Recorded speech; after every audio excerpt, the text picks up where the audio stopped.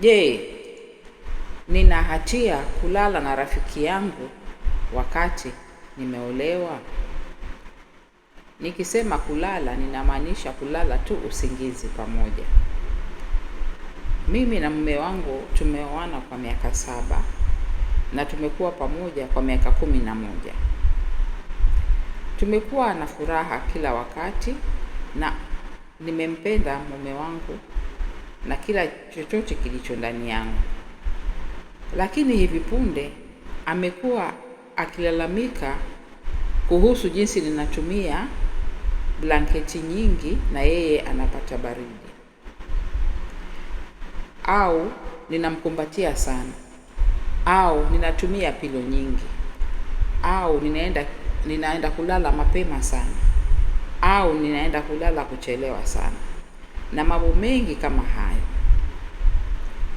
Kwa hiyo nilimwahidi kuwa nitaenda kulala wakati yeye pia ameenda kulala. Nitatumia mto mmoja na pia blanketi moja. Sitamkumbatia tena. Hakudhania kwamba hili lilikuwa bora zaidi. Amekataa kulala katika kitanda kimoja na mimi. Analala kwenye chumba cha wageni wakati mimi ninalala peke yangu. Hili limekuwa likiendelea kwa miezi 3. Na pia hatujafanya mapenzi hata mara moja. Hajalalamika kuhusu mapenzi kati yangu mimi na yeye. Amekuwa tu akikataa. Ananiambia mambo kama, ikiwa hatungekuwa kwenye kitanda kimoja, kwa nini basi tufanye mapenzi, na mambo kama hayo. Mimi ninafurahia kufanya mapenzi na yeye pia. Mwanzo katika maisha yetu tungefanya mapenzi kama mara 3 kwa wiki moja. Lakini hilo silo ninalolalamikia kuhusu. Ninamkosa mume wangu. Tangu alipoanza kulala kando na mimi, hata hajaniongelesha. Anaamka mapema saa 12 kila siku, anatoka nyumbani saa 2 asubuhi na anarudi nyumbani kama saa 1 au saa 2 jioni. Masaa yake ya kazi ni masaa 9:30. Sijui ni saa 3 hadi saa 11. Sijui wewe huwa anaenda wapi. Najihisi kuwa sitaki. Sasa nikurudia pointi yangu. Hivi karibuni rafiki yangu wa kike alipewa talaka. Hangeweza kuishi kwenye nyumba yake peke yake kwa sababu hakuwa na pesa za kutosha. Kwa hivyo nilimruhusu aje aishi na mimi. Nimemjua tangu kwa muda mrefu, tangu tulipokuwa na miaka 2. Sasa ana chumba chake mwenyewe, lakini ana matatizo sawa na yangu. Anajihisi upweke na asiyetakwa. Kwa hiyo tunalala kwenye kitanda kimoja. Hatufanyi mapenzi, tunakumbatiana tu. Lakini nitasema jambo moja. Huwa ninampa mabusu madogo madogo kichwani mwake, na yeye pia hunifanyia hivyo. Lakini lugha yangu ya mapenzi ni kuguswa.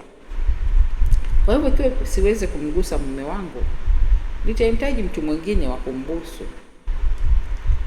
Sijawahi kugusa midomo yake. Hatujafanya jambo lolote kando na hiyo busu ya kwenye shavu na kwenye kichwa. Tumekuwa tukikumbatiana kwa kama wiki 3. Sasa mume wangu amekasirika. Ameiambia familia yangu yote kwamba mimi nilimfukuza kutoka chumbani mwetu ili niweze kulala na msichana. Mimi nahitaji tu mawaidha na kujua ikiwa mimi nina hatia kwa kumkumbatia mtu mwingine. Mume wangu ananipigia kelele karibu kila usiku sasa. Amenirushia vitu, amevunja vikombe, amevunja vyombo. Nilimtengezea chakula cha jioni kizuri ili tuweze kuzungumza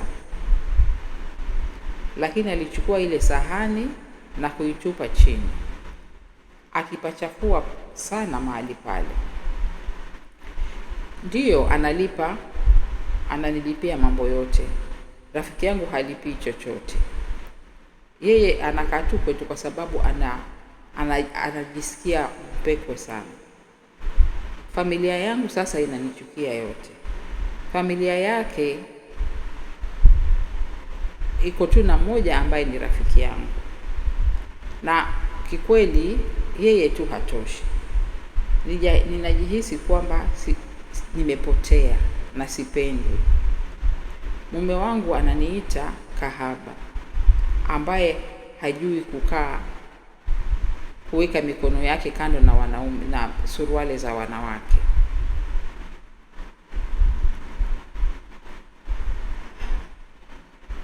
Familia zetu zinafuatilia dini sana. Kwa hiyo ndio maana wamenikasirikia.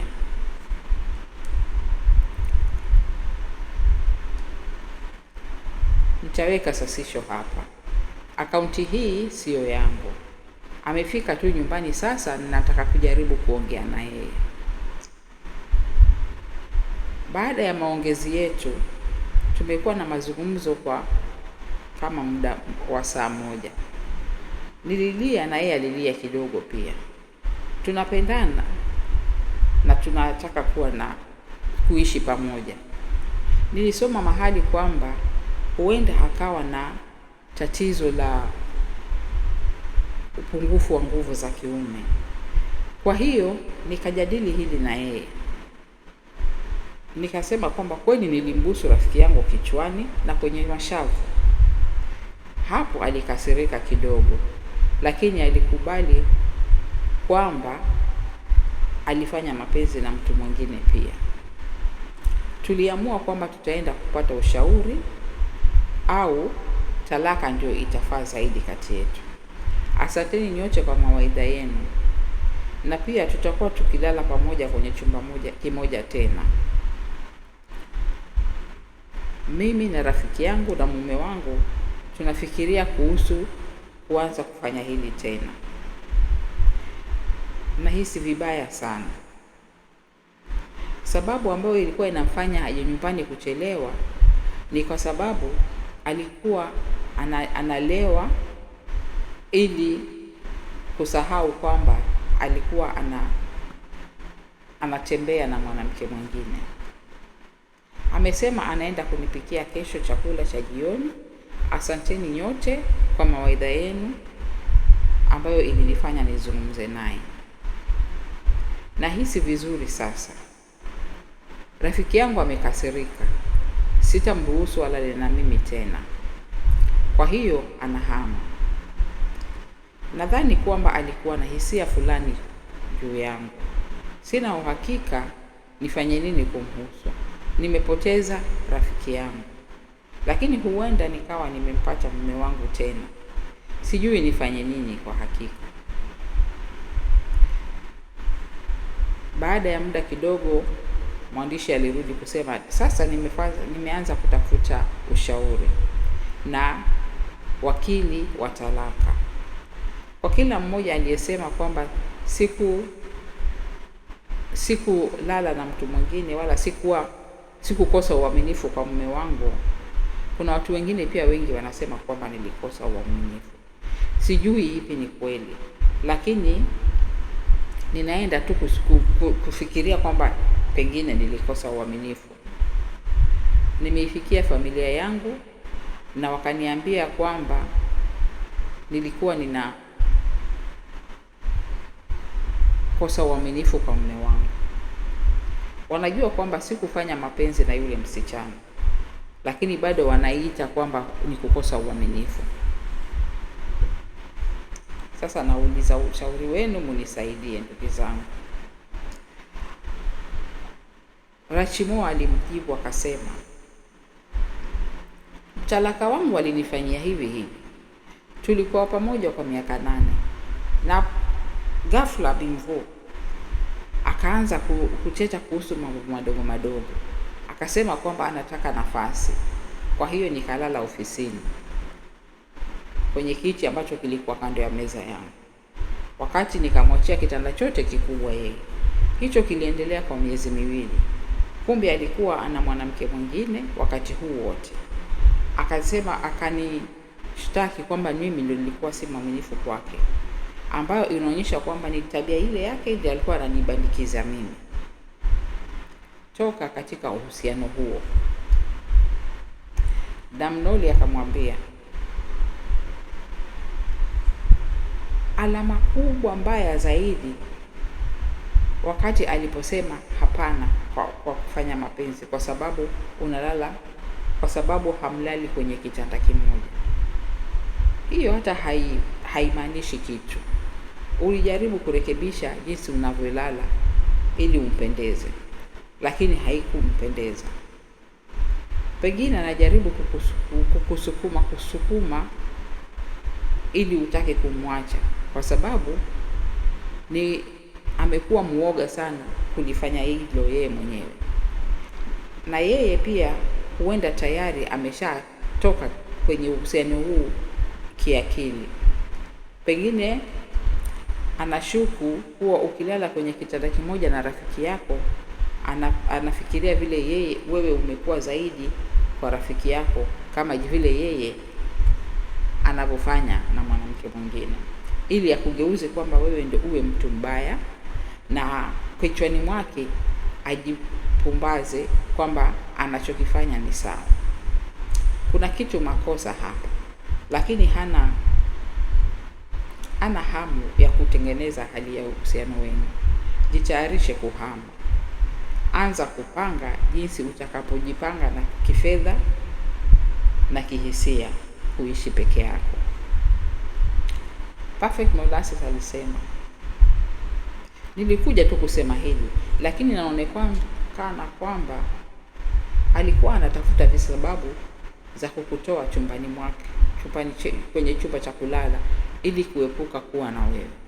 Na wakati alipoweza kupata kitu cha kukutoa, alihakikisha kwamba kila mmoja alijua kulihusu, ili wakati kutokuwa uaminifu kwake utakapojulikana, yeye ataonekana kwamba alikuwa na haki kufanya hivyo, kwa sababu inaonekana ni wewe ulioyaanza. Ongea na familia yako. Mimi hata singejishughulisha kutengeza chochote na mtu huyu ambaye alishaniita kahaba. Grand Leader akasema, uwezo wake mkubwa ni kwamba yeye si mwaminifu, na ndio sababu anaona ni vigumu kuamini kwamba wewe pia si mwaminifu. Kwa hakika kuna kitu anaficha, au kwa nini amdanganye kila mmoja kuhusu jinsi alivyoanza kulala kwenye chumba cha wageni. Mimi si mwepesi wa kupendeza hivyo, lakini mume wangu angefanya kitu ambacho mume wako amefanya, kisha adanganye familia yangu kuihusu, ningekuwa nimemwacha kitambo. Daffodil akamwambia ana mahusiano mengine. Toka muombe talaka mara moja. Achana na hiyo habari ya ushauri wa ndoa. Toka na uende. 8 Marshmallows akasema, huna hatia. Mume wako anabandikiza tabia yake kwako. Aliropokwa matatizo yenu kwa familia zenu kujaribu kufunika uovu wake. Wakati uovu wake utakapojulikana, muulize akuonyeshe sumu yake. Lakini familia yako wakiwapo, anaonekana kwamba ni mtu wa hasira, hakikisha kwamba vitu vyako umeshavipakia tayari. Toka nje ya hiyo nyumba wakati unapoifanya kwa usalama wako. Unahitaji kutoka katika hali hiyo. Internal Tank akamjibu akamwambia, so jambo ni hili. Hata kama wewe ungekuwa na hatia kwa kulala na rafiki yako, tabia ya mume wako haionekani kuwa sawa. Alidanganya kuhusu kwamba ulimtoa chumbani mwenu. Akaambia familia yako kuhusu rafiki yako, akijua jinsi familia yako watakavyojichukulia jambo hilo, kwamba kwa kuwa ni watu wa dini sana. Na kisha anaenda kuwa mkali wakati mambo hayaendi njia yake. Hii huenda ni ngumu kwako kusikia, lakini unastahili kutoka katika ndoa hii.